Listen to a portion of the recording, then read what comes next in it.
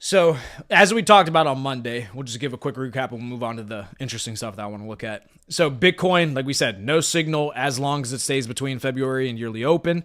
Now, if you look on the lower time frame, we did get a little retest of the yearly open, which is interesting. Interesting in the sense that it's still showing to be an important price point, right? So when you see these reactions at certain price levels and you see consistent reactions at them, then you know, okay, this is a level that traders, investors are respecting, that they're saying, oh, I want to sell here, I want to buy here.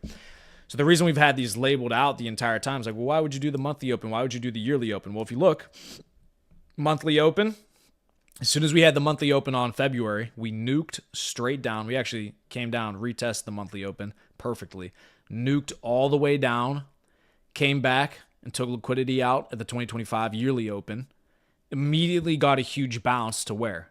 Once again, exactly the monthly open, rejected again. We drew all the way back down, and then we got this little wick one more time again where? Right on the 2025 yearly open. What happens once we wick that? Boom, straight back up. So clearly there's interaction happening there, meaning that people are interested at these levels. That's why we have them marked out, okay? Just so you guys understand why you would mark out certain levels, because they're important. People are transacting at those levels. But otherwise, there's no real signal. So just based off of this move, off the 2025 yearly open, we could start curling back up in here. But until we, number one, definitively reclaim this February open and then reclaim and sweep these highs and actually reclaim these highs, I don't see a breakout to new higher prices. So until we reclaim the monthly open and then this level right here, just expect more ranging, more chop. Okay, you got anything with that? No, yeah, I mean you hit the nail on the head. Yeah, there's not much to talk about on Bitcoin. It's just ranging. The only thing that you want to pay attention with Bitcoin is the fact that it has not broken down out of the range yet, which is incredibly positive. Okay, that's good because the rest of the market, even though it had drawn down quite a bit on altcoins, the fact that that Bitcoin's still in its range gives us the opportunity for a fast move up higher again because we haven't broken market structure on Bitcoin.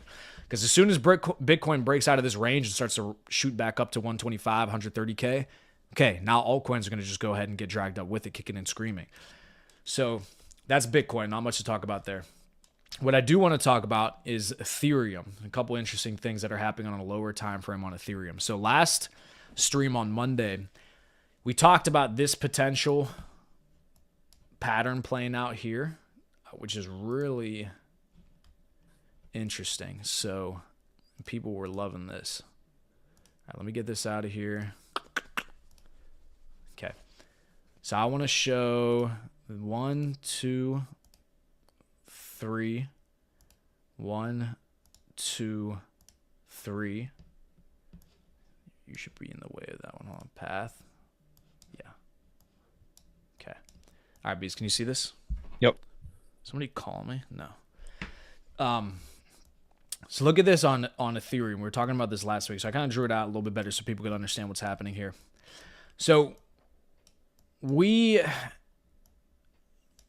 talked about how this could play out, right? So over here, before Ethereum broke out up to 4,000, at the same time of the year as this year, it was back in February into March, right? We basically created this range on Ethereum. Okay, we came up from underside. We created this range right here, and we drew it out. And it had this false breakout on this range. Okay, so this basically is a false breakout. It's a deviation called a bear trap.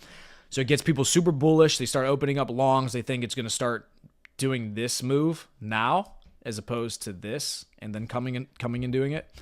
People think it's going to start pumping right there. It doesn't happen, right? So we actually get this false breakout. We come back down, start trading in the range again, and then we get this massive breakout up to $44,000, and that's when you saw Pepe do a 10x. You saw Andy and Wolf do 15, 20x's. Shit started ripping, right? So the reason that this is important is this move right here up to 4,000 caught people off guard. Why? Well, because you had this wick right here. Okay, if we want to zoom in a little bit. You had this wick right here on Ethereum that typically when a trader sees that, they're going to say, all right, well, we should get this move back down here to fill that wick, okay, to fill the wick before we move up higher. We never got that move. And what happened is you left a lot of people sidelined and a lot of people with late longs opening up here because they never got this wick back down. It actually just broke out of the range again. We got this literally straight up only for about a month on Ethereum, okay? So we're prospecting, we're looking at this, we're saying, well, hold on a second. That looks very similar to this move right here, okay? So you get your 1, which is your ranging section. We had this liquidation wick right here, okay? Well, no, actually, this is a little bit different. So this is the ranging section right here, 1. You get this false breakout of the range. We think, oh, okay, we're at 4,000. Everybody's super bullish. We think we're going to go to 6,000, 8,000. We're going to finally break out to all-time highs. Doesn't happen. False breakout. We break back down into the range, and we create this liquidation wick right here, okay, this cascade event. And again, what are a lot of traders calling for? What do people think are going to happen? We're going to come back down and fill this wick. Well, hold on a second. We didn't do that over here. What if we just continue to go like this, sideways on Ethereum until Bitcoin breaks out of its range? If Bitcoin breaks out of its range and shows it's taking the next leg higher, you're going to see ETH do this move right here. And because this is on a much larger scale, you're going to see it go up to 6, 7, 8,000, not just 4,000, right? So I just want to reiterate that for people just to kind of see what our thoughts are on Ethereum and what could play out and be prepared to position for that because you don't want to get caught with your pants around your fucking ankles and, you know, ETH is at $4,000. You're like, oh shit, I should probably start positioning now. And you missed half of the move, right? Yeah. And I mean, we've been talking about this move. And I know whenever that liquidation event happened, there was a lot of uncertainty with everybody. Mm-hmm. You know, we didn't know if it was going to roll over and continue to try and refill that wick before sending higher. And I think on Monday we were expressing at least for me, I don't think that we're going to see that wick get filled at this point. It just with the time of the year too. I mean, we're 8 days away from heading into March, which whenever we got that big liquidation event, we kind of figured out, okay, you know, we were expecting Ethereum to send pretty hard in February.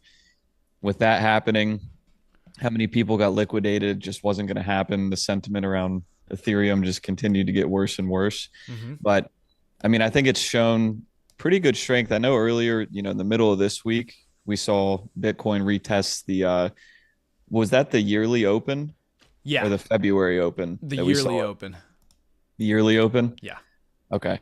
Yeah. So we saw Bitcoin retest that level. You know, it's shown that number is obviously significant. I mean, it tapped it perfectly and got sent back up.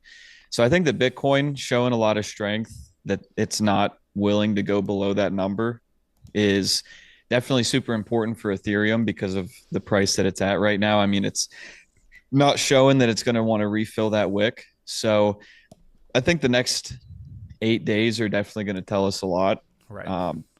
Once that wick happened on Ethereum, and I mean, it happened on Bitcoin too, we kind of knew that because Bitcoin did stay in the range, that was showing a lot of strength as far as, you know, it's not over. We're not going to go into a year-long bear market yet.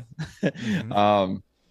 So yeah, I don't really see that wick on Ethereum getting filled. I think it's probably just going to continue to chop around at this level. And I don't know what catalyst it needs right now to get sent higher, but I think the fact that it's just showing strength. I mean, yeah, once Bitcoin can reclaim the February open and also reclaim that 106 level.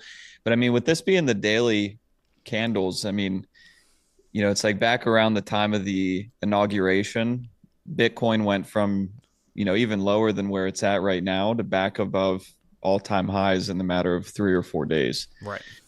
So it's like, it's not going to take long for the sentiment to change, for everyone to start jumping back in, for everyone to be super excited again.